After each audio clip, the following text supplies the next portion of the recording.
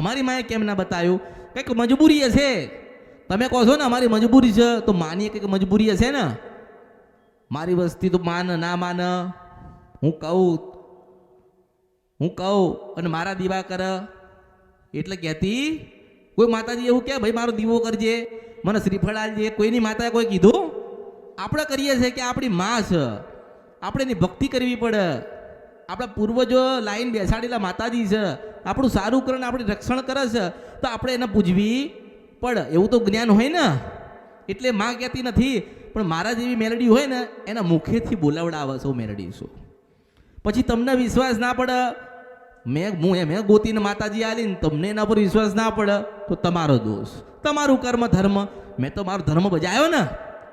મને તો ખબર જ છે કે મેં બતાવ્યું છે એ દીવો કરશે એટલે 10% તો પહેલા મળશે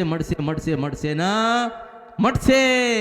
જો મને એટલી ખબર છે કે આ માં સારું કરશે, એનાથી 10 ગણો 1000 ગણો ભાવ તમને અંદરથી હોવો જોઈએ કે અમરતની મેલડીએ બતાવ્યો છે આ દીવો તે ભગવાન છે ને એ જ અમારું સારું કરશે, એવો અંદરથી તમને ભાવ થવો જોઈએ.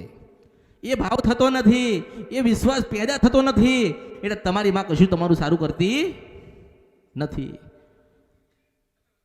એટલે જો પૂછવા આવ્યા હોય તો ધીરજ રાખજો, થોડી પ્રતીક્ષા કરજો. હું દરેકને મળીશ, જેવા સ્વરૂપમાં, જેવી જગ્યાએ, જેવા સમયે મારે કહેવાનું છે, મળવાનું છે, ચોક્કસથી ભણીશું, મેળવીશું. તમારામાં ધીરજ હોવી જોઈએ.